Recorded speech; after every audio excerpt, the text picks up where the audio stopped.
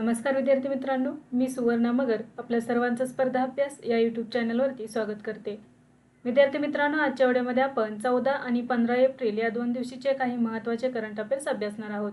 चला तर मग आजच्या व्हिडिओला सुरुवात करूया। फर्स्ट क्वेश्चन आहे, महाराष्ट्रातील पहिली जिल्हा परिषद संचलित CBSE शाळा कोठे सुरू करण्यात आली आहे? तर बघा, या प्रश्नाचे योग्य उत्तर आहे पर्याय क्रमांक 3 खानवडी। महाराष्ट्रातील पहिली जिल्हा परिषद संचलित CBSE शाळा पुणे जिल्ह्यातील पुरंदर तालुक्यातील खानवडी येथे सुरू झालेली आहे। याचे उद्घाटन बघा 11 एप्रिल 2026 रोजी महाराष्ट्राचे मुख्यमंत्री देवेंद्र फडणवीस यांच्या हस्ते करण्यात आलेले आहे। महात्मा ज्योतिराव फुले यांच्या 200व्या जयंती वर्षाचे औचित्य साधून त्यांच्या जन्मगावी ही शाळा सुरू करण्यात आलेली आहे। तर बघा, या वर्षी म्हणजे 2026 मध्ये महात्मा ज्योतिराव फुले यांची 199वी जयंती साजरी करण्यात आलेली आहे, परंतु आता 2027 मध्ये जी येणारी 200वी जयंती आहे त्या वर्षाचे औचित्य साधून ही या शाळेचे उद्घाटन करण्यात आलेली आहे। ही जी शाळा आहे ही महाराष्ट्रातील पहिली शाळा आहे जी जिल्हा परिषद संचलित CBSE शाळा असणार आहे। आणि ही शाळा कोठे आहे? तर पुणे जिल्ह्यातील पुरंदर तालुक्यातील खानवडी या ठिकाणी। या शाळेला कोणते नाव देण्यात आलेले आहे? तर ज्योती सावित्री जिल्हा परिषद प्राथमिक शाळा। येथे 260 गरजू विद्यार्थ्यांना पूर्णपणे मोफत आणि आंतरराष्ट्रीय दर्जाचे शिक्षण दिले जाणार आहे। ग्रामीण भागातील मुलांसाठी CBSE पॅटर्न उपलब्ध करून देणारा हा राज्यातील पहिलाच प्रयोग असणार आहे। ही शाळा पूर्णपणे डिजिटल असून तेथे अद्ययावत प्रयोगशाळा, ग्रंथालय आणि क्रीडा सुविधा उपलब्ध करून देण्यात आलेली आहेत। नेक्स्ट आहे, संयुक्त लष्करी सराव डस्ट लीगची 7वी आवृत्ती कोठे आयोजित करण्यात आली? तर याचे योग्य उत्तर आहे पर्याय क्रमांक 1 गुरुमसराय, उझबेकिस्तान। भारत आणि उझबेकिस्तान यांच्यातील संयुक्त लष्करी सराव डस्ट लीग याची जी 7वी आवृत्ती आहे ते उझबेकिस्तानमधील नामगन येथील गुरुमसराय फील्ड ट्रेनिंग एरिया येथे आयोजित करण्यात आलेली होती। 12 एप्रिल ते 15 एप्रिल 2026 दरम्यान याचे आयोजन करण्यात आलेले आहे। भारतीय तुकडीमध्ये एकूण 60 जवानांचा समावेश होता, ज्यामध्ये भारतीय लष्कराचे 45 जवान आणि भारतीय हवाई दलाचे 15 जवान सहभागी झालेले आहेत। या सरावाचा मुख्य उद्देश अर्धपर्वतीय प्रदेशांमध्ये संयुक्त लष्करी मोहिमा राबवण्याची क्षमता वाढवणे आणि दहशतवाद विरोधी कारवायांसाठी दोन्ही देशांच्या सैन्यांमध्ये समन्वय मजबूत करणे हा आहे। डस्ट लीग सरावाची सुरुवात 2019 साली झालेली आहे। आता 2026 मधील ही 7वी आवृत्ती आहे। हा सराव दरवर्षी भारत आणि उझबेकिस्तानमध्ये आळीपाळीने आयोजित केला जातो। एक वर्षी भारतामध्ये, दुसऱ्या वर्षी उझबेकिस्तानमध्ये असा याचे आयोजन केले जाते। या सरावाची 6वी आवृत्ती एप्रिल 2025 मध्ये महाराष्ट्रातील पुणे औंध येथे पार पडलेली होती। नेक्स्ट आहे, सुसान कोयल कोणत्या देशाच्या पहिल्या महिला लष्कर प्रमुख बनल्या आहेत? तर या प्रश्नाचे योग्य उत्तर आहे पर्याय क्रमांक 2 ऑस्ट्रेलिया। लेफ्टनंट जनरल सुसान कोयल यांची ऑस्ट्रेलियाच्या पहिल्या महिला लष्कर प्रमुख म्हणून नियुक्ती करण्यात आलेली आहे। ऑस्ट्रेलियाच्या 125 वर्षांच्या लष्करी इतिहासात या सर्वोच्च पदावर नियुक्त होणाऱ्या पहिल्या महिला अधिकारी ठरलेल्या आहेत। त्यांचा कार्यकाळ जुलै 2026 पासून सुरू होणार आहे। ते जनरल सायमन स्टुअर्ट यांच्या निवृत्तीनंतर लष्कर प्रमुख पदाची सूत्रे हाती घेणार आहेत। सुसान कोयल यांनी 1987 मध्ये आर्मी रिझर्व्हमधून आपल्या लष्करी कारकिर्दीला सुरुवात केली होती। त्यांनी सोलोमन बेटे, अफगाणिस्तान आणि मध्य पूर्व यासारख्या प्रदेशांमध्ये सेवा बजावली आहे। या नियुक्तीपूर्वी त्यांनी चीफ ऑफ जॉईंट कॅपेबिलिटीज आणि कमांडर जॉईंट टास्क फोर्स 633 मध्य पूर्व यासारखी महत्त्वाची पदे भूषवलेली आहेत। ऑस्ट्रेलियाचे पंतप्रधान अँथनी अल्बानीज आणि संरक्षण मंत्री रिचर्ड मार्ल्स यांनी या नियुक्तीची अधिकृत घोषणा केली आहे। तर बघा, लेफ्टनंट जनरल सुसान कोयल यांची ऑस्ट्रेलियाच्या पहिल्या महिला लष्कर प्रमुख म्हणून नियुक्ती करण्यात आलेली आहे। त्यांचा कालावधी जुलै 2026 पासून सुरू होणार आहे। नेक्स्ट आहे, अमेरिकेतील कोणत्या शहरात स्वामी विवेकानंद यांचा पुतळा उभारण्यात आला आहे? तर याचे योग्य उत्तर आहे पर्याय क्रमांक 3 सिएटल। स्वामी विवेकानंद यांचा भव्य पूर्णाकृती कांस्य पुतळा अमेरिकेतील सिएटल या शहरात उभारण्यात आला आहे। हा पुतळा सिएटल शहराच्या मध्यवर्ती भागातील अत्यंत गजबजलेल्या वेस्टलेक स्क्वेअर येथे बसवण्यात आला आहे। अमेरिकेतील एखाद्या शहर प्रशासनाकडून सार्वजनिक ठिकाणी स्वामी विवेकानंदांचा पुतळा उभारण्याची ही पहिलीच वेळ आहे। या पुतळ्याचे अनावरण 12 एप्रिल 2026 रोजी सिएटलचे महापौर केटी विल्सन आणि भारताचे महावाणिज्यदूत प्रकाश गुप्ता यांच्या हस्ते करण्यात आले। हा भव्य पुतळा सुप्रसिद्ध भारतीय मूर्तिकार नरेश कुमार कुमावत यांनी साकारलेला आहे, म्हणजे त्यांनी बनवलेला आहे। हा पुतळा भारतीय सांस्कृतिक संबंध परिषदेकडून सिएटल शहराला देण्यात आलेली एक विशेष भेट आहे। 1893च्या शिकागो जागतिक धर्म परिषदेतील स्वामीजींच्या कार्याची आठवण म्हणून हा पुतळा उभारणे हा भारतीय संस्कृतीचा मोठा सन्मान मानला जात आहे। याआधी अमेरिकेतील मोंटाना राज्यात पहिल्यांदाच महात्मा गांधी यांचा अर्धपुतळा देखील बसवण्यात आलेला आहे. नेक्स्ट आहे IPL 2026चे पहिले शतक कोणी झळकवलेले आहे? तर बघा 2026 IPL सीझन मधील पहिले शतक कोणी केलेले आहे? तर या प्रश्नाचे योग्य उत्तर आहे पर्याय क्रमांक 3 संजू सॅमसन. IPL 2026 मधील पहिले शतक चेन्नई सुपर किंग्सच्या संजू सॅमसनने झळकवले आहे. त्याने 11 एप्रिल 2026 रोजी दिल्ली कॅपिटल्स विरुद्ध ही ऐतिहासिक कामगिरी केली. संजूने 56 चेंडूत नाबाद 115 धावा केल्या. त्याने अवघ्या 52 चेंडूत आपले शतक पूर्ण केले आहे. त्याच्या या खेळीत 15 चौकार आणि 4 षटकारांचा समावेश होता. हा सामना चेन्नईतील MA चिदंबरम स्टेडियम चेपॉक येथे खेळला गेला. संजू सॅमसन हा IPL इतिहासात चेन्नई सुपर किंग्ससाठी शतक झळकावणारा पहिला यष्टिरक्षक ठरलेला आहे. त्याने MS धोनीचा याआधीचा 84 धावाचा एका डावातील सर्वाधिक धावांचा रेकॉर्ड मोडलेला आहे. तर संजू सॅमसन याने बघा 2017, 2019, 2021 आणि आता 2026 अशा 4 वेळा IPL हंगामातील पहिले शतक झळकवणारा एकमेव फलंदाज बनलेला आहे. नेक्स्ट आहे हंगेरीचे नवे पंतप्रधान म्हणून कोणाची निवड झाली आहे? तर या प्रश्नाचे योग्य उत्तर आहे पर्याय क्रमांक 4 पीटर मॅकग्यार. हंगेरीमध्ये झालेल्या ऐतिहासिक निवडणुकीत पीटर मॅकग्यार यांची नवे पंतप्रधान म्हणून निवड झाली आहे. पीटर मॅकग्यार यांच्या 30 पक्षाने एप्रिल 2026 मधील निवडणुकीत दणदणीत विजय मिळवला. या विजयासह विक्टर ओर्बन यांचे 16 वर्षांचे प्रदीर्घ शासन संपुष्टात आलेले आहे. 199 जागांच्या संसदेत 30 पक्षाला 138 जागा मिळाल्यामुळे 2/3 बहुमत प्राप्त झालेले आहे.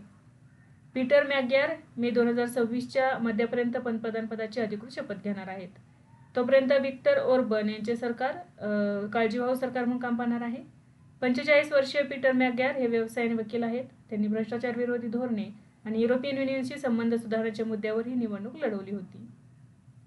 नेक्स्ट आहे मॉन्टे कार्लो मास्टर्स 2026चे विजेतेपद कोणी जिंकले आहे? तर याचे योग्य उत्तर आहे पर्याय क्रमांक 1 जानिक सिन्नर. इटलीच्या जानिक सिन्नरने मॉन्टे कार्लो मास्टर्स 2026चे पुरुष एकेरीचे विजेतेपद पटकावले. 12 एप्रिल 2026 रोजी झालेल्या अंतिम सामन्यात जानिक सिन्नरने स्पेनच्या कार्लोस अल्कराजचा पराभव केला. या विजयामुळे जानिक सिन्नरने जागतिक क्रमवारीत पुन्हा पहिला क्रमांक पटकावला आहे. जानिक सिन्नरच्या कारकिर्दीतील हे पहिलेच क्ले कोर्टवरील मास्टर्स विजेतेपद ठरले. तसेच 2026 मधील त्याचे हे सलग तिसरे ATP मास्टर्स 1000 विजेतेपद ठरलेले आहे. मॉन्टे कार्लो मास्टर्स स्पर्धा फ्रान्समधील रोकब्रून कॅप मार्टिन येथील मॉन्टे कार्लो कंट्री क्लब येथे क्ले कोर्टवर खेळवली जाते. पुरुष दुहेरीत जर्मनीच्या केविन ग्रॅव्हिट्स आणि टीम पुझ या जोडीने विजेतेपद पटकावलेले आहे. नेक्स्ट आहे महिला प्रशासकीय अधिकाऱ्यांचे पहिले अखिल भारतीय मराठी साहित्य संमेलन कोठे पार पडले? तर या प्रश्नाचे योग्य उत्तर आहे पर्याय क्रमांक 3 नवी दिल्ली. महिला शासकीय अधिकाऱ्यांचे पहिले अखिल भारतीय मराठी साहित्य संमेलन नवी दिल्ली येथे आयोजित करण्यात आले होते. हे संमेलन नवी दिल्लीतील महाराष्ट्र सदन येथे पार पडले. हे 2 दिवसीय संमेलन 11 आणि 12 एप्रिल 2026 रोजी संपन्न झाले. या संमेलनाचे आयोजन सरहद संस्था पुणे आणि मराठी भाषा विभाग यांच्या संयुक्त विद्यमाने करण्यात आले. हे संमेलन महाराणी ताराराणी यांच्या 351व्या जयंती वर्षानिमित्त आयोजित करण्यात आले होते. या संमेलनाच्या अध्यक्षपदी ज्येष्ठ निवृत्त सनदी अधिकारी लीना मेहेंदळे ह्या होत्या. तर संमेलनाच्या स्वागताध्यक्षपदी सुप्रिया देवस्थळी होत्या. या संमेलनाचे उद्घाटन प्रसिद्ध लेखिका आणि समाजसेविका सुधा मूर्ती यांच्या हस्ते करण्यात आले. आता त्या सध्या राज्यसभेमध्ये खासदार आहेत. या संमेलनाचा मुख्य उद्देश महिला प्रशासकीय अधिकाऱ्यांमधील साहित्यिक गुणांना वाव देणे हा होता. या संमेलनामध्ये देशभरातील 50हून अधिक महिला IAS, IPS आणि IFS अधिकारी सहभागी झाल्या होत्या. नेक्स्ट आहे नुकतेच ज्येष्ठ गायिका आशा भोसले यांचे निधन झाले. त्यांना कोणते पुरस्कार देण्यात आले होते? तर बघा या प्रश्नाचे योग्य उत्तर आहे पर्याय क्रमांक 4 वरील सर्व. पद्मविभूषण, दादासाहेब फाळके पुरस्कार आणि लता दीनानाथ मंगेशकर पुरस्कार.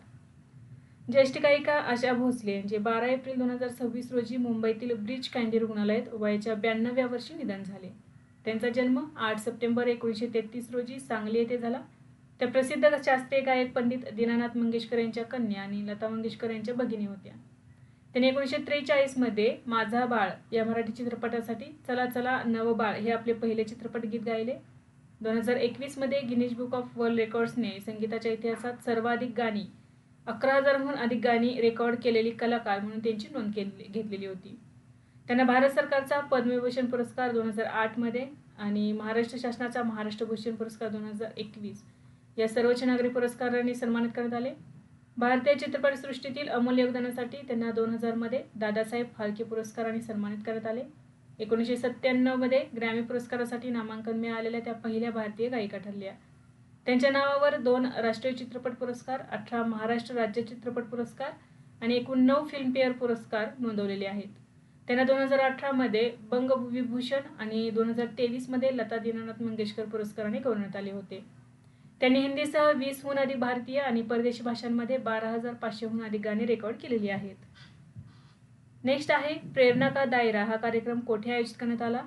तर या प्रश्नाचे योग्य उत्तर आहे पर्याय क्रमांक 2 नेहरू तारांगण नवी दिल्ली. प्रेरणा का दायरा हा संवादात्मक कार्यक्रम नवी दिल्ली येथील नेहरू तारांगण आणि प्रधानमंत्री संग्रहालय व पुस्तकालय येथे आयोजित करण्यात आला होता.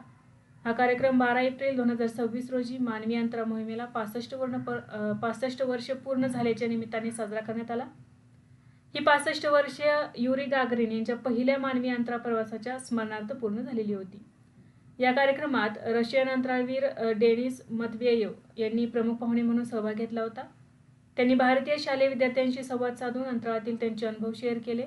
या कार्यक्रमाचा मुख्य उद्देश तरुण पिढीमध्ये वैज्ञानिक जिज्ञासा निर्माण करणे आणि अंतराळ संशोधनाबद्दल जनजागृती करणे हा होता. या कार्यक्रमादरम्यान अंतराळवीरांच्या प्रशिक्षणाबद्दलचा लघुपट प्रदर्शित करण्यात आला. तसेच गॅगरिन टू यू या नावाचे छायाचित्र प्रदर्शनही आयोजित करण्यात आले. नेक्स्ट क्वेश्चन आहे वन्यजीव आणि पशुवैद्यकीय विज्ञानासाठी समर्पित असलेल्या जगातील पहिल्या जागतिक विद्यापीठाचे नाव काय आहे? तर याचे योग्य उत्तर आहे पर्याय क्रमांक 1 वंतारा विद्यापीठ. वंतारा विद्यापीठ हे वन्यजीव संवर्धन आणि पशुवैद्यकीय शास्त्रासाठी समर्पित असलेले जगातील पहिले एकात्मिक जागतिक विद्यापीठ आहे. हे विद्यापीठ गुजरात राज्यातील जामनगर येथील रिलायन्स रिफायनरी कॉम्प्लेक्समधील 3000 एकर हरित पट्ट्यात स्थापन करण्यात आले आहे. हा प्रकल्प रिलायन्स इंडस्ट्रीज आणि रिलायन्स फाउंडेशनचा एक भाग असून तो अनंत अंबानी यांच्या संकल्पनेतून साकारला आहे. प्राचीन नालंदा विद्यापीठाच्या उदात्त भावनेने प्रेरित होऊन या संस्थेची रचना करण्यात आली आहे. हे विद्यापीठ प्रामुख्याने प्राणी कल्याण, वैज्ञानिक संशोधन आणि संवर्धन आधारित शिक्षणावर लक्ष केंद्रित करते. येथे अनुवंशशास्त्र, साथ रोगशास्त्र आणि संवर्धन धोरण यासारख्या विषयात पदवी, पदव्युत्तर आणि विशेष अभ्यासक्रम उपलब्ध करून दिले जाणार आहेत. हे केंद्र जागतिक स्तरावरील तज्ज्ञांना प्रशिक्षित करण्याचे आणि संकटग्रस्त प्राण्यांचे पुनर्वसन करण्याचे कार्य करेल. नेक्स्ट क्वेश्चन आहे बॅडमिंटन आशिया चॅम्पियनशिप 2026 मध्ये पुरुष एकेरीत रौप्य पदक कोणी जिंकले आहे? या प्रश्नाचे योग्य उत्तर आहे पर्याय क्रमांक 2 आयुष शेट्टी. बॅडमिंटन आशिया चॅम्पियनशिप 2026 मध्ये भारताच्या आयुष शेट्टीने पुरुष एकेरीत ऐतिहासिक रौप्य पदक जिंकले आहे. ही स्पर्धा चीनमधील निंगबो येथे आयोजित करण्यात आली होती. अंतिम सामन्यात आयुष शेट्टीला चीनच्या शी युकी याने पराभूत केले. म्हणजे सुवर्णपदक कोणी जिंकलेले आहे? तर चीनच्या शी युकी याने जिंकलेले आहे. या स्पर्धेचे पुरुष एकेरीत रौप्य पदक जिंकणारा आयुष शेट्टी हा पहिला भारतीय खेळाडू ठरला. यापूर्वी 1965 मध्ये दिनेश खन्ना यांनी या स्पर्धेत सुवर्णपदक जिंकले होते.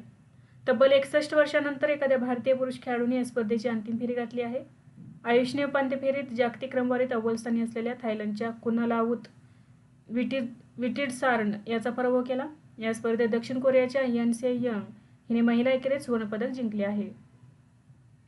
नेक्स्ट आहे भारतीय नौदलाच्या द्विवार्षिक कमांडर्स परिषदेची 2026 मधील पहिली आवृत्ती कोठे आयोजित करण्यात आली? याचे योग्य उत्तर आहे पर्याय क्रमांक 3 नवी दिल्ली. भारतीय नौदलाच्या द्विवार्षिक कमांडर्स परिषदेची 2026 मधील पहिली आवृत्ती देशाची राजधानी नवी दिल्ली येथे आयोजित करण्यात आली होती. ही महत्त्वाची परिषद 14 एप्रिल ते 16 एप्रिल 2026 या 3 दिवसांच्या कालावधीत पार पडत आहे. या परिषदेचे आयोजन नवी दिल्लीतील नौसेना भवन या ठिकाणी करण्यात आले आहे.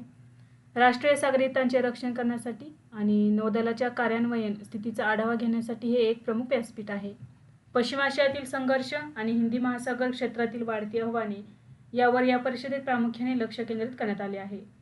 या परिषदेत चीफ ऑफ डिफेन्स स्टाफ आणि गृह सचिव यांच्यासह नौदलाचे वरिष्ठ अधिकारी सागरी सुरक्षा आराखड्यावर चर्चा करत आहेत. नौदलाची क्षमता वाढवणे आणि राष्ट्रीय सुरक्षा उद्दिष्टांशी धोरणात्मक सुसंवाद साधणे हा या आयोजनाचा मुख्य हेतू आहे. नेक्स्ट क्वेश्चन आहे 2026च्या आशियाई कुस्ती स्पर्धेत भारताने किती पदके जिंकली आहेत? तर या प्रश्नाचे योग्य उत्तर आहे पर्याय क्रमांक 2 एकूण 17 पदके. किर्गिस्तानमधील बिश्केक येथे झालेल्या 2026च्या आशियाई कुस्ती स्पर्धेत भारतीय मल्लांनी एकूण 17 पदके जिंकली. या पदक तालिकेत भारत इराणच्या मागे दुसऱ्या क्रमांकावर आला. म्हणजे पहिल्या क्रमांकावरती इराण हा देश राहिला, भारत दुसऱ्या क्रमांकावरती राहिला. भारताने एकूण 17 पदकांमध्ये 2 सुवर्ण, 6 रौप्य आणि 9 कांस्य पदकांचा समावेश आहे. पुरुष फ्रीस्टाईल प्रकारात भारताने सर्वाधिक 7 पदके मिळवले. यामध्ये 2 सुवर्ण, 3 रौप्य आणि 2 कांस्य पदकांचा समावेश होता. महिला कुस्ती प्रकारात भारतीय खेळाडूंनी एकूण 5 पदके जिंकली, ज्यामध्ये 1 रौप्य आणि 4 कांस्य पदके आहेत. ग्रीको रोमन प्रकारात भारताला एकूण 5 पदके मिळाली आहेत. नेक्स्ट आहे 2026 मध्ये डॉक्टर बाबासाहेब आंबेडकर यांची कितवी जयंती साजरी करण्यात आली? तर या प्रश्नाचे योग्य उत्तर आहे पर्याय क्रमांक 3, 135वी. 14 एप्रिल 2026 रोजी डॉक्टर बाबासाहेब आंबेडकर यांची 135वी जयंती साजरी करण्यात आली. डॉक्टर बाबासाहेब आंबेडकर यांचा जन्म 14 एप्रिल 1891 रोजी मध्य प्रदेश राज्यातील महू या ठिकाणी झाला होता. डॉक्टर बाबासाहेब आंबेडकर हे एक प्रख्यात भारतीय कायदेपंडित, अर्थशास्त्रज्ञ, राजकारणी आणि समाजसुधारक होते. ते भारतीय संविधानाच्या मसुदा समितीचे अध्यक्ष होते. त्यांनी सामाजिक न्याय, समता आणि मानवाधिकारांसाठी महत्त्वपूर्ण कार्य केले आहे. नेक्स्ट आहे जिबुतीचे 6व्यांदा राष्ट्राध्यक्ष कोण झाले आहेत? तर या प्रश्नाचे योग्य उत्तर आहे पर्याय क्रमांक 4, इस्माईल ओमर गुएलेह. इस्माईल ओमर गुएलेह यांची आफ्रिकेतील जिबुती या देशाचे राष्ट्राध्यक्ष म्हणून सलग 6व्यांदा निवड झाली आहे. 10 एप्रिल 2026 रोजी झालेल्या निवडणुकीत त्यांनी 97.81% मते मिळवून प्रचंड विजय मिळवला. 78 वर्षीय गुएलेह हे 1999 पासून सत्तेवर असून ते विजयामुळे त्यांचा कार्यकाळ आता 6व्या टर्मसाठी वाढला आहे. त्यांनी त्यांचे प्रतिस्पर्धी मोहम्मद फराह समतार यांचा पराभव केला, तर बहुतांश विरोधी पक्षांनी या निवडणुकीवर बहिष्कार टाकला होता. 2025 मध्ये संविधानात सुधारणा करून राष्ट्राध्यक्षांसाठीची 75 वर्षांची वयोमर्यादा हटवण्यात आली, ज्यामुळे त्यांना ही निवडणूक लढवणे शक्य झाले आहे. लाल समुद्र आणि अदनच्या आखाताला जोडणाऱ्या महत्त्वाच्या सागरी मार्गावर जिबुती वसलेले असल्याने गुएलेह यांच्या नेतृत्वाचे स्मारक महत्त्व मोठे आहे. नेक्स्ट आहे उन्नत कृषी महोत्सव 2026 कोठे आयोजित करण्यात आला? याचे योग्य उत्तर आहे बघा पर्याय क्रमांक 3, रायसेन, मध्य प्रदेशमधील रायसेन या ठिकाणी. उन्नत कृषी महोत्सव 2026चे आयोजन 11 ते 13 एप्रिल 2026 दरम्यान मध्य प्रदेशातील रायसेन येथे करण्यात आले होते. या महोत्सवाच्या उद्घाटन प्रसंगी भारताचे संरक्षण मंत्री राजनाथ सिंह, मध्य प्रदेशचे मुख्यमंत्री मोहन यादव आणि केंद्रीय कृषी मंत्री शिवराज सिंह चौहान उपस्थित होते. या 3 दिवसीय कार्यक्रमात देशभरातील हजारो शेतकरी, शास्त्रज्ञ आणि कृषी क्षेत्रातील तज्ज्ञ मोठ्या संख्येने सहभागी झाले होते. शेतकऱ्यांचे उत्पन्न दुप्पट करणे आणि आधुनिक तंत्रज्ञानाच्या सहाय्याने शेती समृद्ध करणे हे या महोत्सवाचे मुख्य उद्देश आहे. महोत्सवादरम्यान आधुनिक शेती अवजारे, नवीन बियाणे, वाण आणि सरकारी योजनांची माहिती शेतकऱ्यांना देण्यात आली. नेक्स्ट आहे ब्रिटनने कोणत्या द्वीपसमूहाचे सार्वभौमत्व मॉरिशसला हस्तांतरित करण्याच्या योजनांना स्थगित केले आहे? तर याचे योग्य उत्तर आहे पर्याय क्रमांक 1, चागोस बेटे. एप्रिल 2026 मध्ये ब्रिटनने चागोस द्वीपसमूहाचे सार्वभौमत्व मॉरिशसला हस्तांतरित करण्याची योजना सध्या तात्पुरती स्थगित केली आहे. या द्वीपसमूहातील दिएगो गार्सिया बेटावर असलेला अमेरिका आणि ब्रिटनचा अत्यंत महत्त्वाचा लष्करी तळ सुरक्षित ठेवणे हे या निर्णयामागील मुख्य कारण आहे. अमेरिकेने या योजनेला दिलेला पाठिंबा काढून घेतल्यामुळे ब्रिटनने हा हस्तांतरण करार अनिश्चित काळासाठी थांबवला आहे. मॉरिशसवरील चीनचा वाढता प्रभाव लक्षात घेता हा द्वीपसमूह हस्तांतरित केल्यास हिंदी महासागर क्षेत्रातील पाश्चात्य देशांच्या धोरणात्मक हितांना धोका निर्माण होऊ शकतो, अशी भीती ब्रिटनला आहे. वेळेअभावी कराराला मंजूर देणारे विधेयक संसदेत मंजूर होऊ शकले नाही, असे अधिकृत कारण यूके सरकारने दिले आहे. आंतरराष्ट्रीय न्यायालयाने आणि संयुक्त राष्ट्रांनी हा द्वीपसमूह मॉरिशसला परत करण्याचे निर्देश दिले असूनही सध्याच्या जागतिक अस्थिरतेमुळे ब्रिटनने हा प्रक्रिया थांबवलेली आहे. यूके सरकारने स्पष्ट केले आहे की हा करार केवळ अमेरिकेच्या पाठिंब्यानेच पुढे जाईल आणि त्यासाठी दोन्ही देशांशी चर्चा सुरू राहील. नेक्स्ट आहे नासाच्या आर्टेमिस 2 मोहिमेतील अंतराळवीर पृथ्वीवर सुरक्षितपणे केव्हा परतले आहेत? तर याचे योग्य उत्तर आहे पर्याय क्रमांक 1, 10 एप्रिल 2026 रोजी. नासाच्या ऐतिहासिक आर्टेमिस 2 मोहिमेतील 4ही अंतराळवीर 10 एप्रिल 2026 रोजी पृथ्वीवर सुरक्षितपणे परतले आहेत. या मोहिमेतील ओरियन अंतराळयानाने कॅलिफोर्नियाच्या किनारपट्टीवर सॅन दिएगो जवळ पॅसिफिक महासागरात यशस्वी लँडिंग केले. ही मोहीम एकूण 10 दिवसांची होती, ज्याची सुरुवात 1 एप्रिल 2026 रोजी झाली होती. या मोहिमेमध्ये commander Reid Wiseman, pilot Victor Glover, mission specialist Christina Koch आणि कॅनडाचे जेरेमी हॅन्सन या 4 अंतराळवीरांचा समावेश होता. सुमारे 50 वर्षांहून अधिक काळानंतर चंद्राच्या जवळ जाणारी ही पहिली मानवी मोहीम ठरली आहे. या प्रवासादरम्यान अंतराळवीरांनी पृथ्वीपासून सुमारे 2,52,756 मैल दूर जात मानवी अंतराळ प्रवासाचा नवा विक्रम प्रस्थापित केला. अंतराळवीरांना समुद्रातून सुरक्षितपणे बाहेर काढण्यासाठी अमेरिकन नौदलाच्या USS जॉन पी मुर्था या जहाजाची मदत घेण्यात आली. या मोहिमेच्या यशामुळे आता नासाच्या आर्टेमिस 3 मोहिमेचा मार्ग मोकळा झाला आहे, ज्याद्वारे मानवाला पुन्हा चंद्राच्या पृष्ठभागावर उतरवले जाईल. नेक्स्ट आहे इराकचे नवे अध्यक्ष म्हणून कोणाची निवड झाली आहे? या प्रश्नाचे योग्य उत्तर आहे पर्याय क्रमांक 4, निझार आमेदी. कुर्दिश नेते निझार आमिदी यांची इराकचे नवे अध्यक्ष म्हणून निवड करण्यात आली आहे. 11 एप्रिल 2026 रोजी इराकच्या संसदेत झालेल्या मतदानाद्वारे त्यांची या पदावर निवड झाली. मतदानाच्या दुसऱ्या फेरीत आमिदी यांना 329 पैकी 227 मते मिळाली, तर त्यांचे प्रतिस्पर्धी मुथन्ना अमीन यांना केवळ 15 मते मिळालेली आहेत. त्यांनी 12 एप्रिल 2026 रोजी इराकचे 6वे अध्यक्ष म्हणून अधिकृतपणे शपथ घेतली असून त्यांनी अब्दुल लतीफ रशीद यांची जागा घेतली आहे.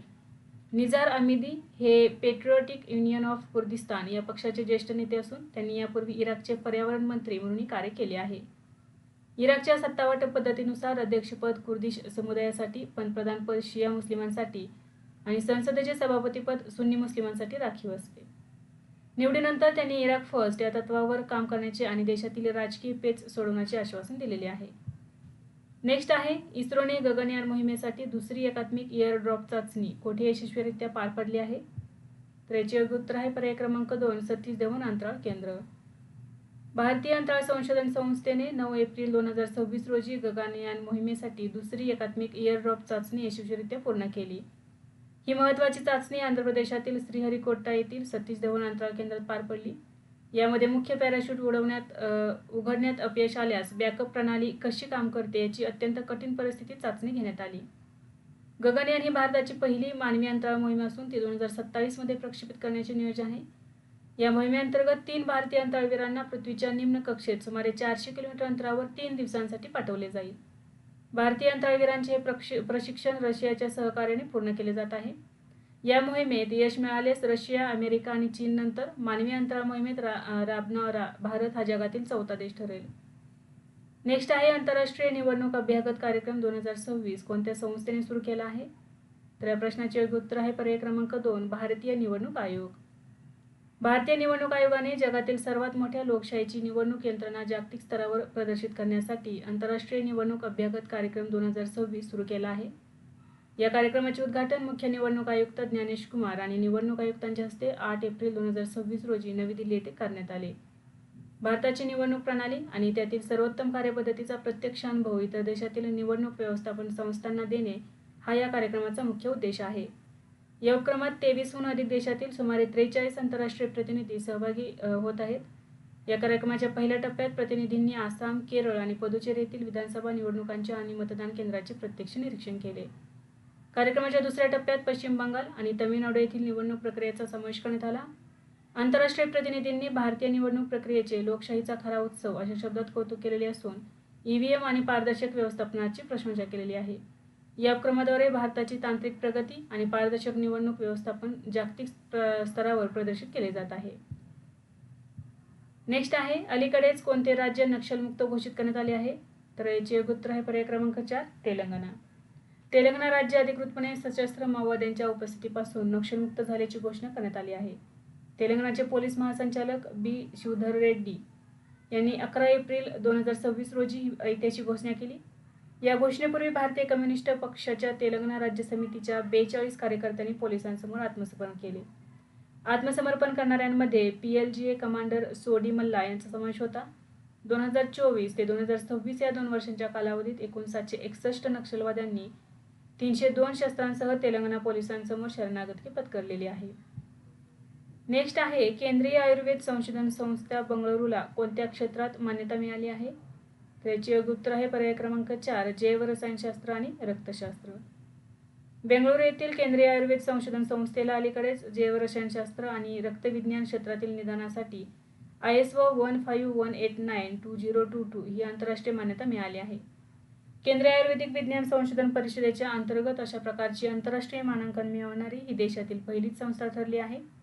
या संस्थेला NABL कडून 50हून अधिक चाचणी मापदंडांसाठी मान्यता मिळाली असून येथे रक्तातील साखर, यकृत आणि मूत्रपिंड कार्य चाचण्या जागतिक दर्जाच्या अचूकतेसह केल्या जातात. ही संस्था दरवर्षी 1.5 लाखहून अधिक चाचण्या आयोजित करते आणि रुग्णांना अचूक व सुरक्षित सेवा देण्याची खात्री देते. 2021-22 मध्ये NABH आणि NABL ही दोन्ही प्राथमिक प्रमाणपत्रे मिळवणारी देखील ही पहिलीच CCRES संस्था ठरली आहे. संस्थेने आधुनिक तंत्रज्ञानाचा वापर करून रुग्णांना त्यांचे तपासणी अहवाल SMS, ईमेल आणि व्हॉट्सअपद्वारे पाठवण्याची डिजिटल सुविधा सुरू केली आहे. केंद्रीय आयुर्वेद संशोधन संस्था बंगळुरू याची स्थापना 1971 साली एक प्रादेशिक संशोधन केंद्र म्हणून झाली. 2020 मध्ये याचे CARL या नावाने श्रेणीवर्धन करण्यात आले. ही संस्था आयुर्वेदिक औषधे आणि उपचारांवर संशोधन करते. नेक्स्ट आहे आंतरराष्ट्रीय अंतराळयान मोहीम संचालन परिषद कोठे आयोजित करण्यात आली होती? तर याचे योग्य उत्तर आहे पर्याय क्रमांक 3 बंगळुरू. आंतरराष्ट्रीय अंतराळयान मोहीम संचालन परिषद 2026 ही महत्त्वाची परिषद कर्नाटकची राजधानी बंगळुरू येथे आयोजित करण्यात आली होती. या परिषदेची दुसरी आवृत्ती असून ती 8 ते 10 एप्रिल 2026 या कालावधीत पार पडली. या कार्यक्रमाचे आयोजन भारतीय अंतराळ संशोधन संस्था, ॲस्ट्रॉनॉटिकल सोसायटी ऑफ इंडिया आणि इंटरनॅशनल अकॅडमी ऑफ ॲस्ट्रॉनॉटिक्स यांनी संयुक्तपणे केले होते. या परिषदेची संकल्पना स्मार्ट आणि शाश्वत अंतराळ मोहीम व्यवस्थापनासाठी नाविन्यपूर्ण कार्यप्रणाली पुढील पिढी अशी होती. या परिषदेत प्रगत मोहीम रचना, सहसंचलन, कृत्रिम बुद्धिमत्ता आणि सायबर सुरक्षा यासारख्या आधुनिक विषयांवर जागतिक तज्ज्ञांनी चर्चा केली. नेक्स्ट क्वेश्चन आहे आशियाई विकास बँकेने भारताच्या विकास दराचा अंदाज किती टक्क्यांनी वाढवला आहे? तर याचे योग्य उत्तर आहे पर्याय क्रमांक 2 6.9%. आशियाई विकास बँकेने आपल्या एशियन डेव्हलपमेंट आउटलुक एप्रिल 2026 या अहवालात भारताच्या चालू आर्थिक वर्षासाठी विकास दराचा अंदाज 6.5% वरून वाढवून 6.9% केला आहे. भारतीय अर्थव्यवस्थेतील मजबूत देशांतर्गत उपभोग आणि मागणी यामुळे हा अंदाज वाढवण्यात आला आहे. आशियाई विकास बँकेची स्थापना 19 डिसेंबर 1966 रोजी झाली. त्या शाश्वततेला प्रोत्साहन देण्यासाठी पाठिंबा देते. सध्या त्यामध्ये 69 सदस्य आहेत. जपानचे मासातो कांडा हे त्याचे सध्याचे अध्यक्ष आहेत. नेक्स्ट आहे आंतरराष्ट्रीय मानव अंतराळ उड्डाण दिवस कधी साजरा केला जातो? तर याचे योग्य उत्तर आहे पर्याय क्रमांक 1 12 एप्रिल. जगभरात 12 एप्रिल हा दिवस आंतरराष्ट्रीय मानव अंतराळ उड्डाण दिवस म्हणून साजरा केला जातो. 12 एप्रिल 1961 रोजी सोव्हिएत युनियनचे अंतराळवीर युरी गागरिन यांनी अंतराळात पहिले यशस्वी उड्डाण करून इतिहास घडवला होता. युरी गागरिन यांनी वोस्तोक 1 या अंतराळयानातून पृथ्वीभोवती पहिली प्रदक्षिणा पूर्ण केली आणि अंतराळात जाणारे ते पहिले मानव ठरले. मानवाच्या अंतराळ युगाची सुरुवात आणि अंतराळ विज्ञानातील प्रगती साजरी करणे हा या दिवसाचा मुख्य उद्देश आहे. संयुक्त राष्ट्रांच्या महासभेने 2011 मध्ये 12 एप्रिल हा दिवस अधिकृतपणे आंतरराष्ट्रीय मानव अंतराळ उड्डाण दिवस म्हणून घोषित केला होता. विद्यार्थी मित्रांनो, आज आपण काही महत्त्वाचे करंट अफेअर्स अभ्यासले. यासारखेच नवनवीन व्हिडिओ पाहण्यासाठी चॅनलला लाईक करा आणि सबस्क्राईब करायला विसरू नका. धन्यवाद.